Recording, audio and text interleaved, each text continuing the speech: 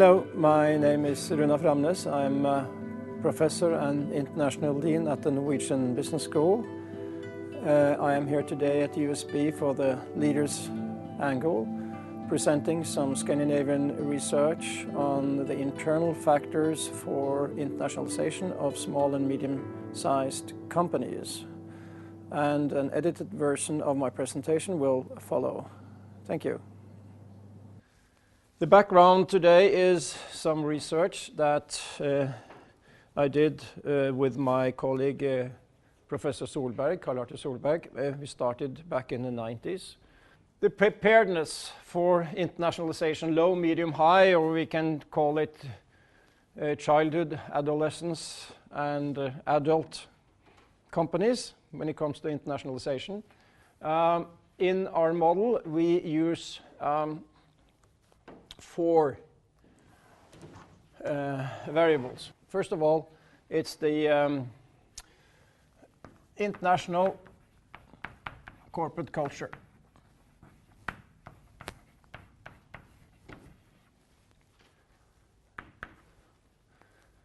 International corporate culture.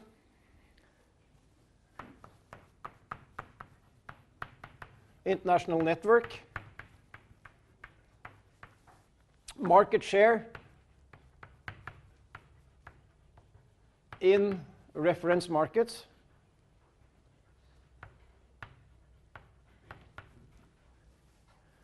And internationalization of customers.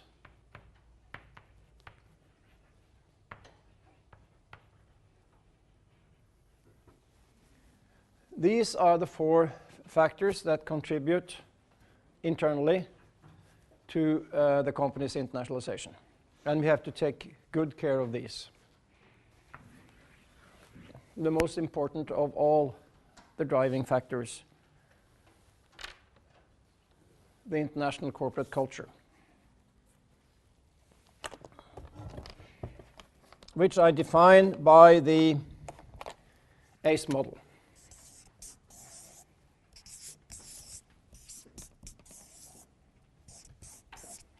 Let's start with the A for attitudes.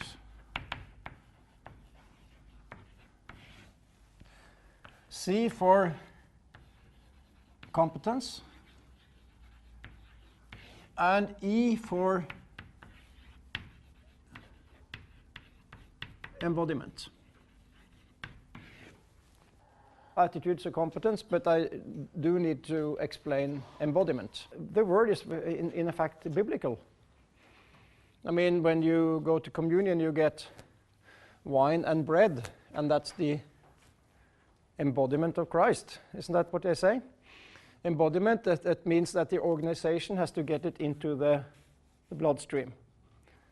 All right, attitudes. What kind of attitudes are we looking for in the organization?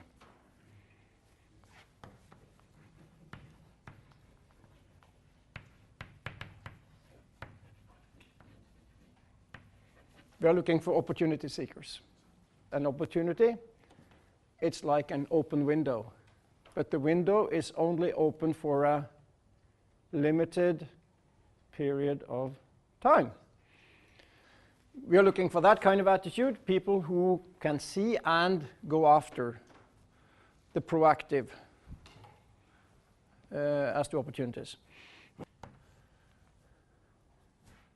What else? Innovative attitudes. Innovative. Absolutely, and that's what we put into market orientation, because that's where you find. So it's correct, but you take it in a broader sense, because we say innovative can be, at least should be, a part of market orientation, because you can be innovative, but that it's nothing that the market wants. So that's the combination. Innovation, that market-driven innovation.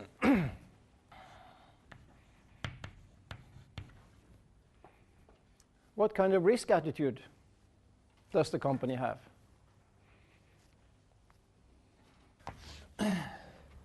Let's say that you are Here you're only in the home market. And if you have kind of risk here, you say in the beginning, for every new market you enter, you increase risk, but then it levels off. And after a while, the total risk is lower than just being in your home market. But adding one new market as one single action, that will add risk. But as you know, putting eggs in more than one basket, after a while you have distributed the risk. Then the attitude with facing foreign business culture. How do you handle that? What's your attitude? Okay, we are talking about two types of distance. We are talking about physical distance and cultural distance, right? In today's globalizing world, what would you choose first? You would look for a market with close cultural distance. If you can combine both cultural and physical distance, that's fine. For Norwegian companies, our number 1 and 2 markets is Sweden and Germany. They're close and culturally close. Competence. First of all, we are looking for competence in market information as management tool.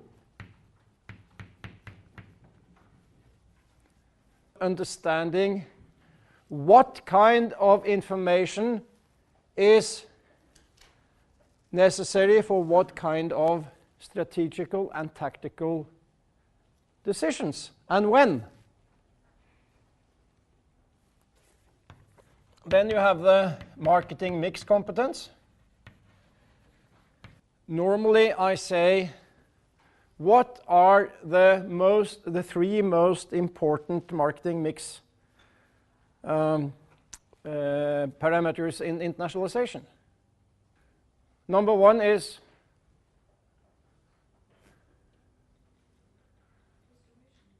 distribution. Number 2 is distribution. Number 3 is distribution, right? You can have a mediocre product with excellent distribution. You will get very far. You can have an excellent product with a mediocre distribution and you don't get very far. Distribution and networking knowledge.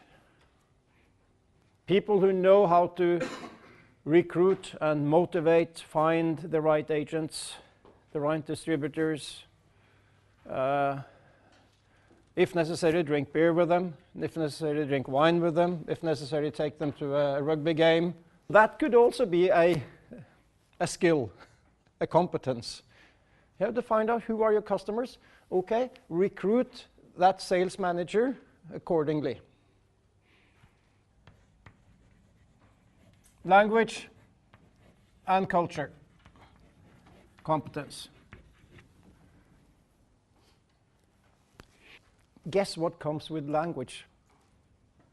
Have you ever thought about how much culture you learn about that country and that's not only country where they speak French, several countries speak French or German, etc. What you pick up and what you need in business. I mean, you need to do small talk. Skills in negotiations.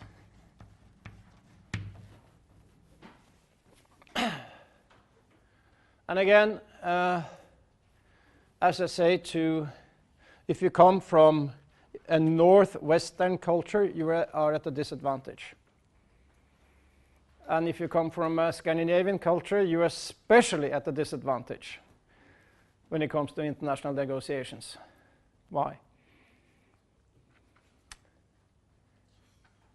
Because getting down to business in a northwestern culture means selling and financing and logistics and these things.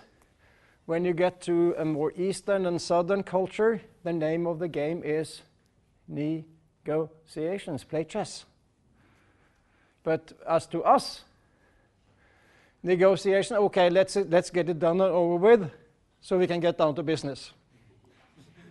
Right? That's our attitude. All right, embodiment.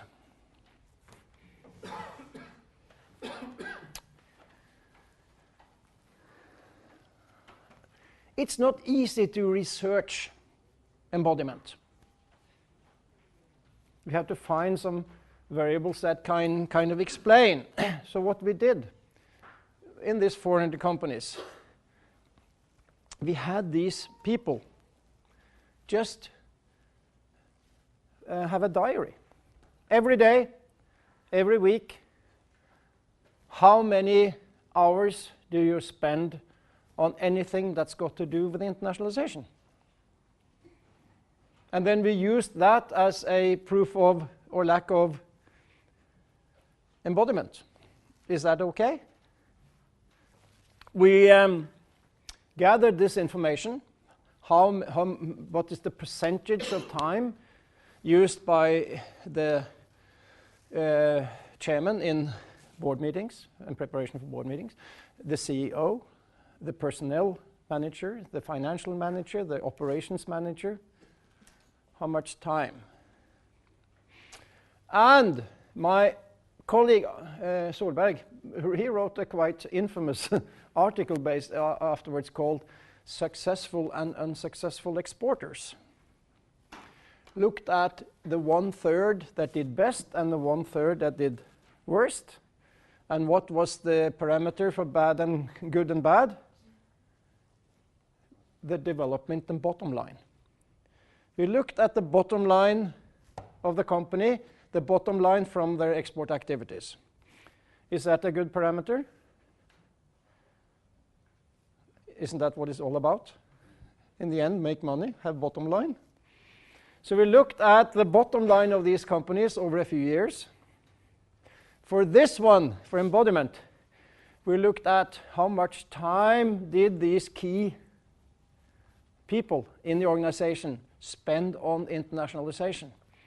And it was quite convincing, because on average, the managers in the 1/3 highest spent 50% more time than the 1/3 lowest performers.